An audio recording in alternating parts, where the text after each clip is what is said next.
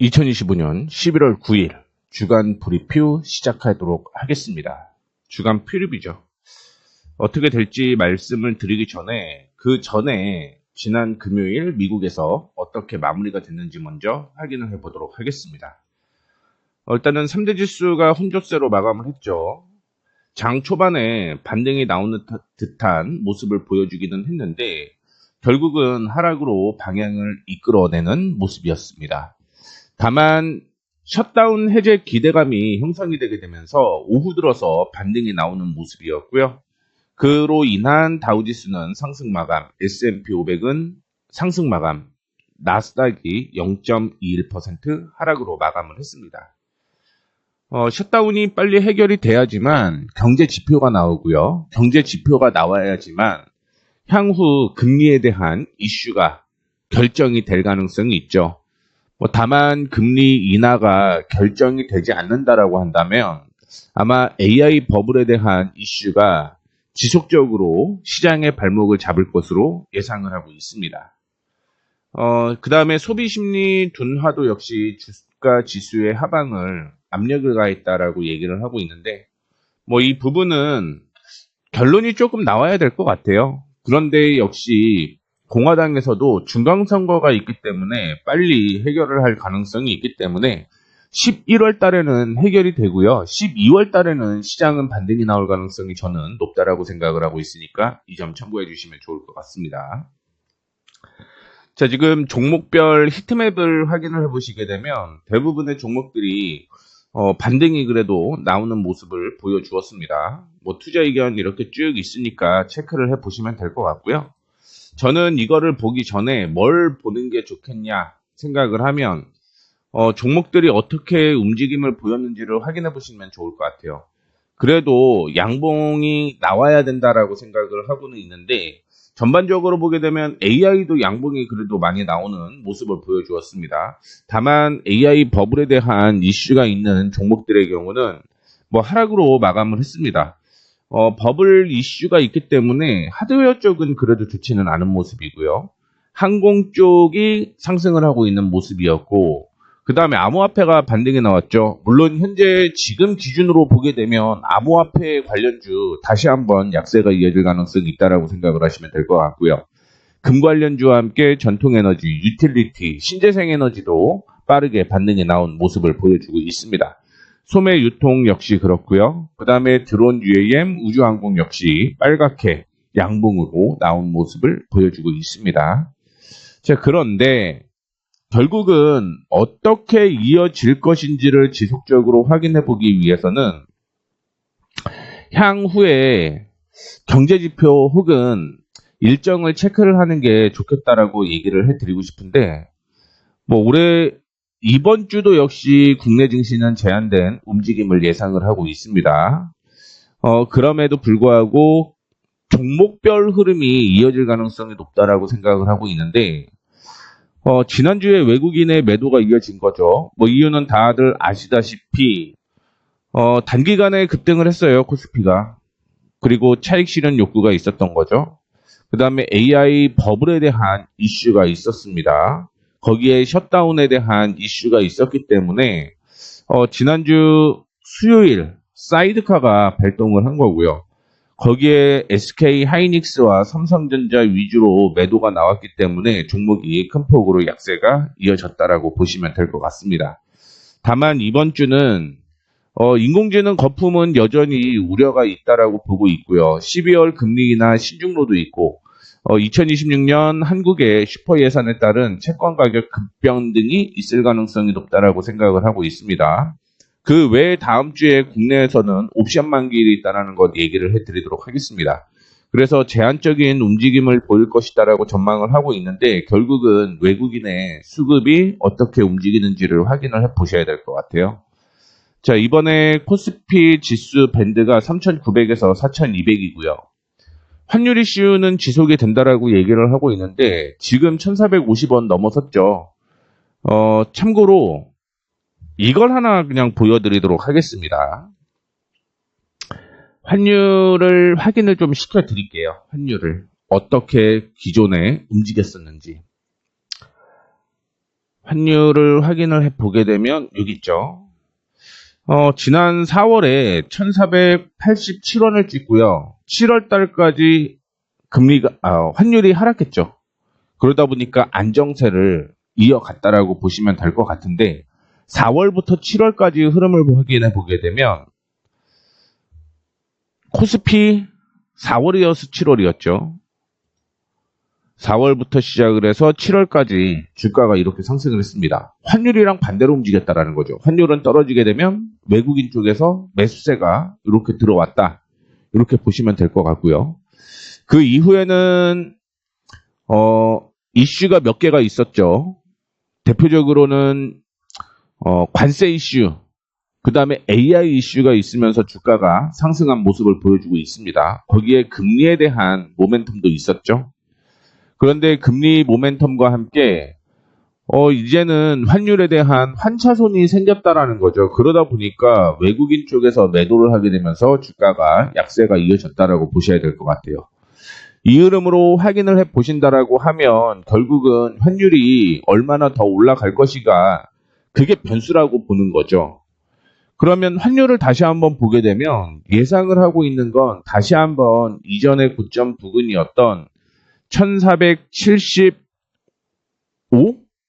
이 부근부터 제가 생각하는 건 1480원까지는 추가 상승이 이어질 가능성이 있다라고 봐요. 즉 다음 주까지는 외국인의 매도세가 이어진다라고 생각을 하시는 게 맞을 것 같아요.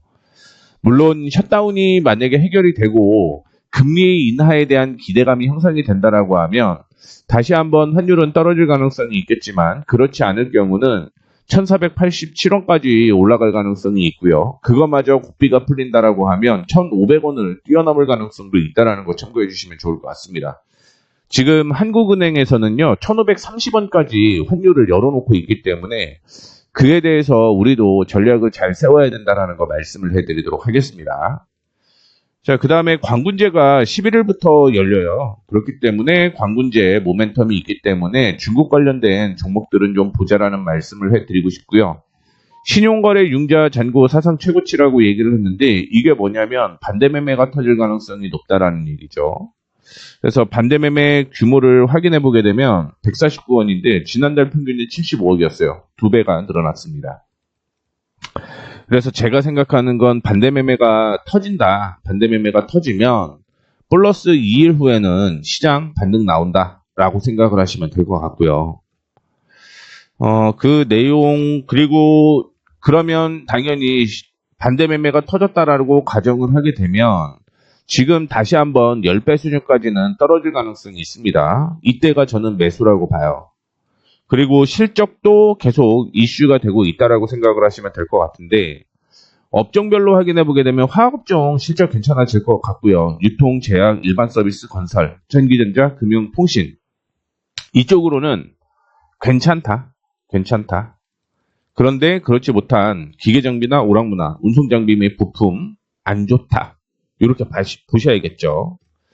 그래서 쭉 적어놨으니까 이거 체크해 주시면 좋을 것 같습니다. 체크해 주시면 좋을 것 같고요.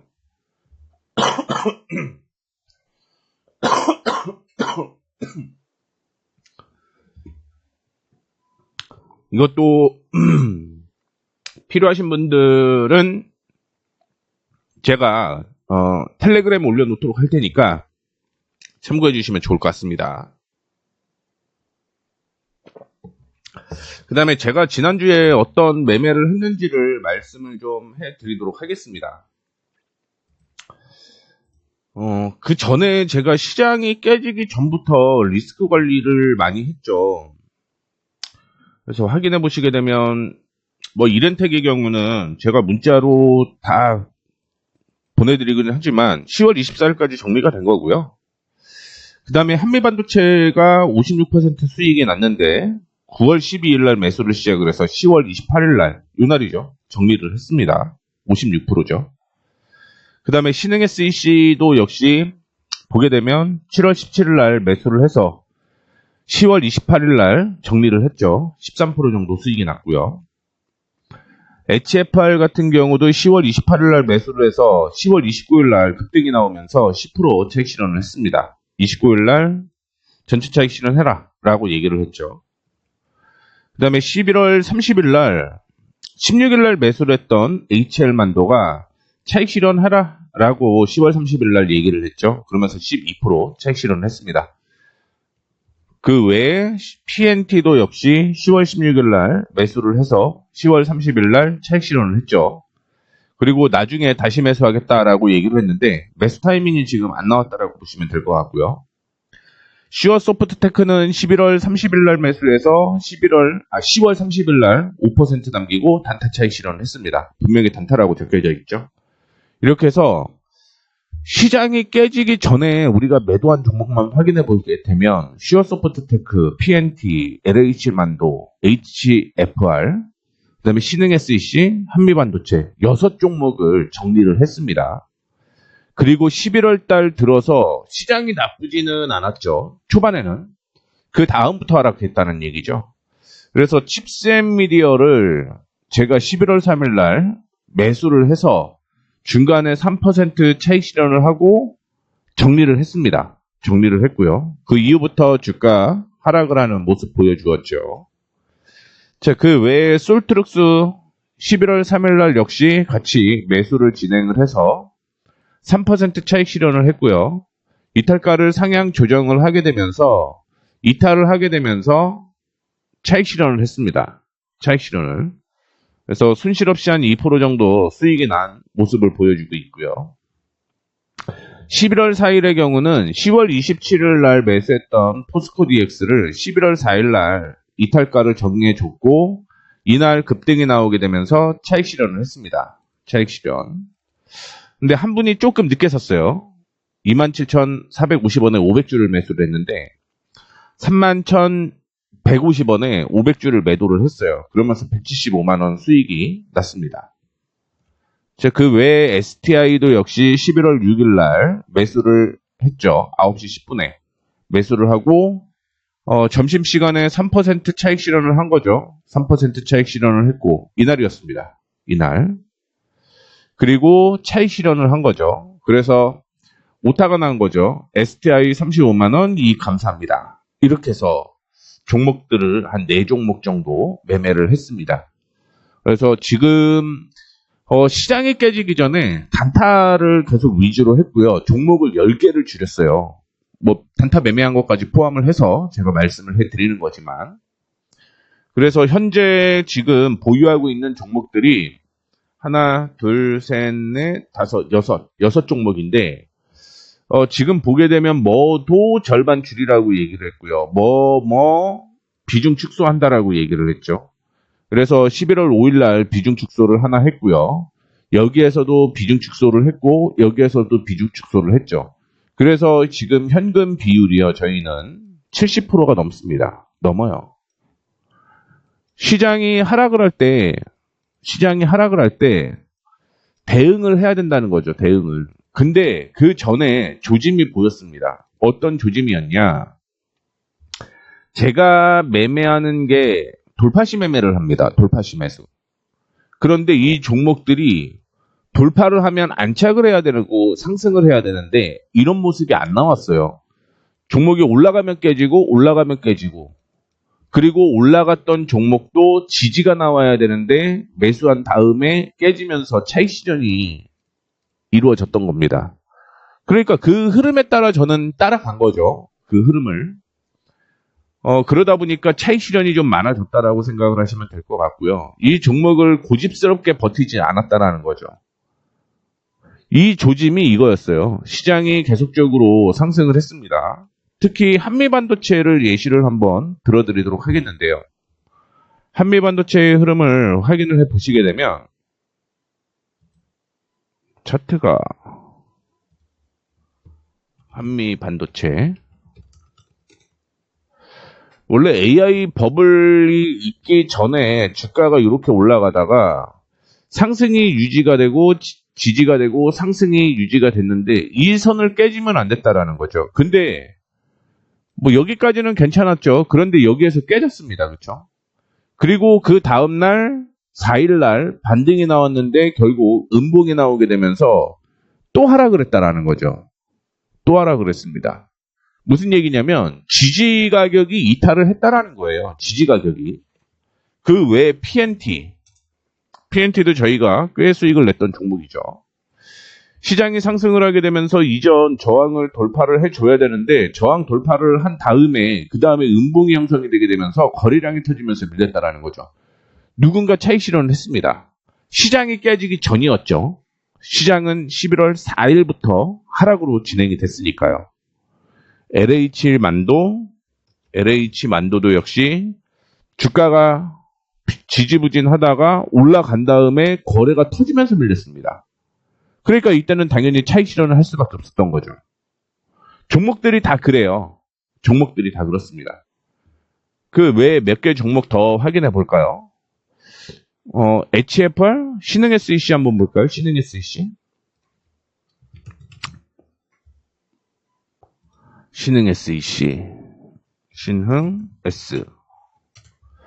똑같죠. 주가가 올라갔는데 매도가 나오면서 밀렸다라는 거죠. 이전에 저항으로 형성이 되었었던 가격을 뛰어넘었습니다. 뛰어넘었는데 거기가 저항이 되면서 밀린 거예요. 이러면 안 되거든요. 이러면 안 되는 겁니다. 상승이 유지가 되는 거예요. HFR 역시 동일합니다. 주가가 저항을 돌파를 하고 유지를 해야 되는데 유지를 못하고 누군가 차익 실현을 하기 시작을 했다는 거죠. 그때 보시게 되면 기관 외국인이 같이 차익 실현을 하기 시작을 했습니다. 그 이후에 주가는 급락이 나왔죠. 이번 주에 매수했던 종목들 흐름을 확인해 보더라도 슈어소프트테크도 한번 보도록 하겠습니다. 주가가 올라간 다음에 유지가 돼야 되는데 계속 밀린다라는 거죠. 똑같죠. 올라간 다음에 버텨야 되는데 못 버티고 그 다음에 기관 외국인이 차익 실현하면서 주가 하락을 했습니다. 그래서 차익 실현을 한 거예요. 그래서 결국은 윗꼬리가 엄청 많이 달렸고요. 자, 칩스앤미디어 자율주행에 대한 모멘텀이 있었던 종목이라고 생각을 하시면 될 것 같습니다. 칩스앤미디어. 그런데 주가가 상승한 다음에 버텨야 되는데 못 버티고 그 다음날 깨지기 시작을 하는 거죠. 깨졌습니다. 그러니까 단기로 들어갔다가 흐름 정리해야죠. 시장은 안 좋았으니까. 그 외에 종목들 솔트룩스나 포스코 DX도 한번 볼까요? 자, 솔트룩스.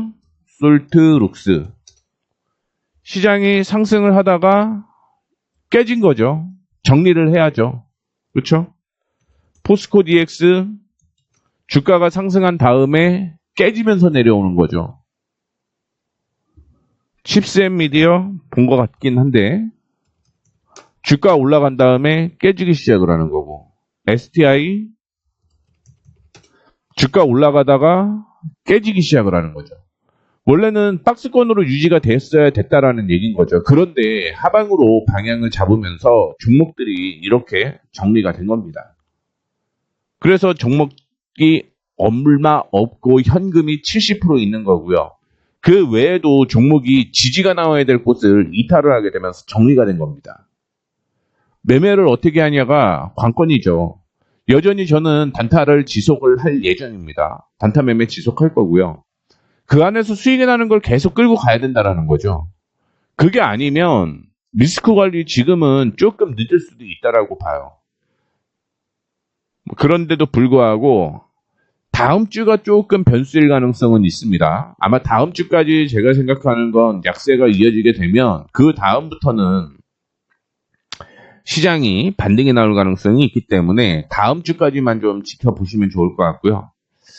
그럼에도 불구하고 저는 계속 매매를 하고 있습니다. 시장이 안 좋더라도. 왜냐하면 수익은 계속 내야 되거든요. 나올 만한 종목들도 있는 거죠. 포인트 모바일, 그렇죠? 모델 솔루션, 인그루드를 이렇게 올라가는 종목을 계속 단타 쳐야 된다는 얘기입니다. 다음 주에요. 저는 관심 종목이 하나가 있습니다. 이 종목이에요. DIT. 저항이 이렇게 하나가 있는데 이 저항을 돌파를 하게 되면 저는 단기적으로 이 가격까지 올라갈 가능성이 있다라고 봐요. 그래서 월요일날 저는 DIT를 단타를 쳐볼까 생각을 하고 있습니다. 매매하기 힘드신 분들 혹은 포트폴리오를 나는 변경을 하고 싶은데 어떻게 관리를 해야 될지 모르시는 분들은 저랑 같이 하시면 됩니다. 제가 어떻게 하는지 매매 잘 이끌어 드리도록 할 테니까 힘드신 분들은 이번에 이벤트 하잖아요. 오시면 될 것 같습니다. 대응 정말 잘 했죠. 힘드신 분들 꼭 들어오세요. 이번에 같이 한번 힘든 거 지켜내시고 그 다음 반등에 주도주가 뭐가 될지 확인을 해서 수익을 극대화시키도록 하겠습니다. 감사합니다.